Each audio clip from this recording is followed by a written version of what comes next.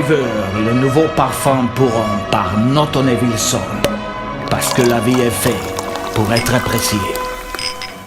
Hi guys, welcome back to the channel. So another one of my quick unedited videos today where we usually just focus on one fragrance. Gives me a chance to get a little bit more content out for you guys without doing so much work on the editing. And I usually shoot these in the POV style here, as we're going to do today. So normally just one fragrance, often an unboxing, although in this case today it's not really an unboxing. I've had this fragrance a while. It's part of a new series, in fact, this one, guys, because I'm doing a new series on the channel called Modern Classics, and I consider this definitely a modern classic fragrance. And in this series we're going to be looking at fragrances released in the 21st century, in the last 20 or 21 years, that I think can now be justifiably described as real classic great releases, designer and niche fragrances. I just uploaded the first video in this series actually, but that was an exclusive to Patreon. So if you follow the link in the description, you can find out my opinion on Invasion Barbar by MDCI, which I also consider a modern classic. I think it was a 2005 release.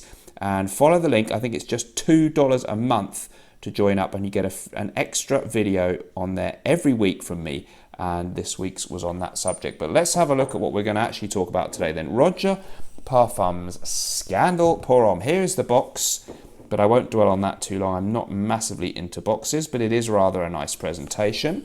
And inside, you've got a nice velvety bit there. So that's the box. More importantly, the fragrance itself, well, most importantly, the smell, but it's rather a nice bottle, we have to say there, don't we? A beautiful, ornate design, nice gold plaque on the front of the bottle, and a very lovely lid. I think, are these Swarovski crystals? It's really heavy. It weighs an absolute ton, and it's a nice presentation, you have to say, on these parfums from Roja.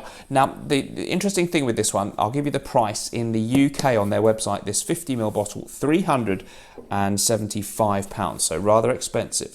There is a new version called the Cologne Parfum version, 100ml bottle, that one, and it's £225 only. And that will come in that kind of blue design that is similar to Elysium Parfum Cologne, and there's an Enigma Parfum Cologne too, and that kind of thing. So more accessible versions of the Roja Parfums are now available. As far as I can tell, that fragrance has the same note listing as this. I assume that it is maybe just exactly the same thing, but in a lower concentration, although they may have to tweak that in terms of the actual composition of the perfume to make that work. I'm not sure, but essentially it's a slightly lighter concentration of the same thing. I think, to my nose, and just because I just think it's such a great fragrance, that I want the best version, that I think if you are going to get this, it's worth going all out for the Parfum Cologne. Before we do that then, we're going to do a little bit about the house itself, because I try and do that with these individual fragrance videos, a bit of a history of the fragrance house. And this is a very interesting fragrance house, a really interesting man, I think. A niche fragrance house that's really, in its current form, didn't emerge until 2011, but there's a lot of history before that. So Roja Dove was originally born as Roger Bird, without the J, so in a normal spelling of Roger and Roger Bird, they're rather more ordinary English sounding name there somehow, and that was back in 1956. He was born in Sussex in southeast England. And as a young boy, his interest in perfumes was apparently sparked particularly when his mother used to come in and kiss him goodnight, maybe before going out for an evening out in her cocktail dress, apparently. Perhaps it sounds like he came from a family where nice parties were frequented by the parents quite often, and maybe a little bit well-to-do. Sounds like his parents knew how to have a good time, and his mum left the smell of a beautiful fragrance in the room after she came in and kissed him goodnight, perhaps on her way out. And this made a big impression. I think he's got a fragrance, hasn't he, called a goodnight kiss. Now, okay, so we'll fast forward a bit, and he went on to study medicine at Cambridge University, one of the big two universities here in the UK. But from what I can gather, correct me if I'm wrong, Roger, but I don't think he finished the course.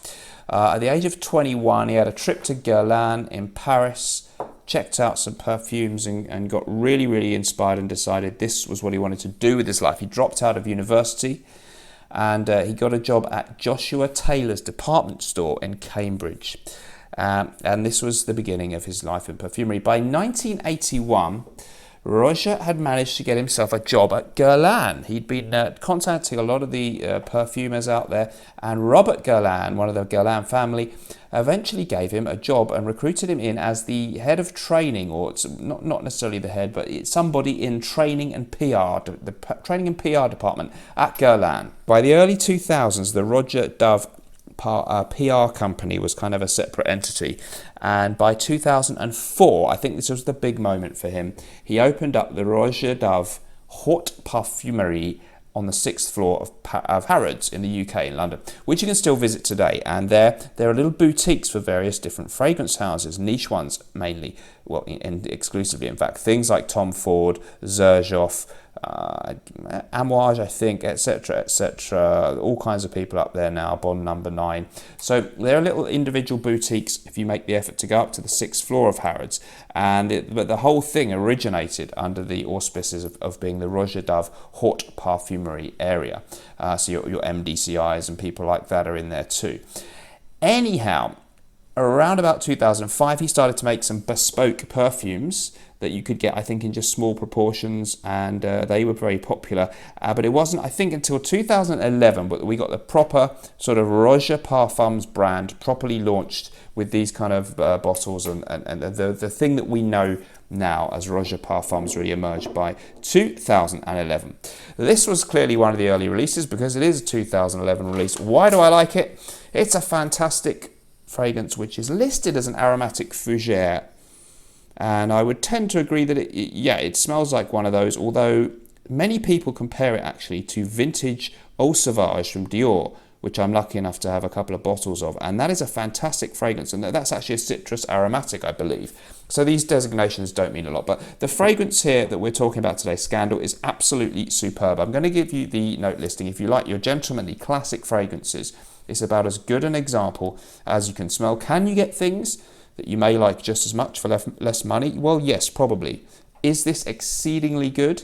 Yes. If you can afford it, will you regret spending that money on this? And if you're into this style of fragrances, well, as long as you're able to afford it, I don't think you'll regret it at all, though yes, it is expensive. So the note listing for Scandal.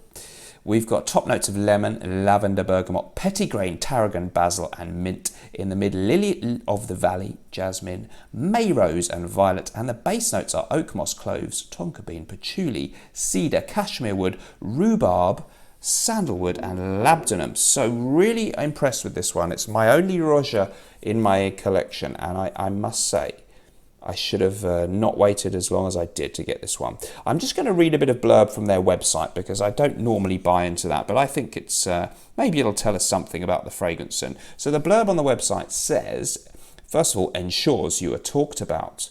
They describe it as a fougere, fresh and dry, sweet, spicy, warm and sensual, which I agree with. Here's their little paragraph that is apparently written by the man himself. When a scandal hits, heads turn and secrets unravel. Everything is exposed as barriers are pushed and limits are tested. You either hide or embrace it, a true head turner. Scandal opens with an exciting burst of lemon, spearmint and lavender, which flirts with an unusual rhubarb note spread across a rich and sensual bed woven around the indulgent nuances of tonka bean.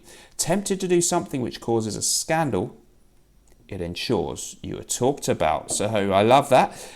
Very creative bit of writing there by Roja. And there's a little bit more description underneath that. They describe it as a classic barbershop style fragrance made for the sophisticated modern gentleman. Well, that's me, guys. And it apparently updates the iconic fougere structure, the fresher style of masculine perfumery, they say, and blah, blah, blah. Some sort of repeats of other things they've said, really. But they do then mention, again, the unusual note of rhubarb and the bitter chocolate nuance of patchouli, which, yeah, is interesting. It can have a slightly chocolatey tone, patchouli, as a base note. So, yeah, let's talk about the smell of this one. It's really got this absolutely beautiful, definitely a citrusy opening, but very aromatic as well. A lot of supporting aromatic things, the tarragon, the basil. I love fragrances with mint, and you wouldn't pick up don't worry, you won't think that you've just opened a packet of Wrigley's gum or anything, or it doesn't smell like toothpaste. But there is a beautiful, just a twist of fresh mint leaf in the scent, which I find extremely endearing. And it really is a beautiful, sophisticated, elegant, complex opening. It is fresh, but it's also got these little hints of the floral tones coming right from the beginning, and it really smells of classic French perfumery. It's a masterful composition in the way that it opens up, and in the mid notes, equally beautiful. Some of the floral tones come through a little bit more, the lemony tones and the bergamot die out a little bit, but you're left with this really smooth, kind of airy, very elegant and refined aura. In the base, then the spices, the clove, and the beautiful dark woody tones, the richness of the sandalwood, the labdanum,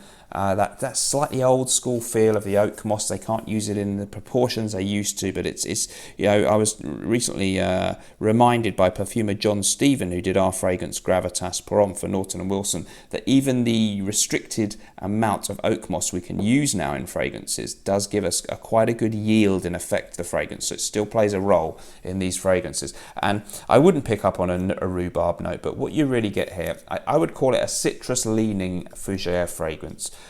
If you do like things like Eau Sauvage in its classic best iterations of the old days, if you're lucky enough to have smelled that, there is a reminiscence of that one. There's something about that kind of clean, crisp, masculine, little bit of almost rugged woody undertones, a sensuality, definitely a sensuality and a sexiness. Eau Sauvage famously was really popular, according to Steve McQueen, as his signature scent. He reckoned a lot of his success with the ladies was due to that one. Now, I would say his, probably rather large bank balance and huge, stardom as a fantastic actor that he was, and a hugely talented and good-looking man may also have had something to do with it, but probably the fragrance didn't do any harm. And if you really want to up your game with something a little bit more next level from Dior's Eau Sauvage, which in its modern version isn't quite what it used to be, but also something that's got a real character of all of its own, then I think Roja Parfum Scandal really is one of those ones that stands out to me as an absolute showstopper from this house.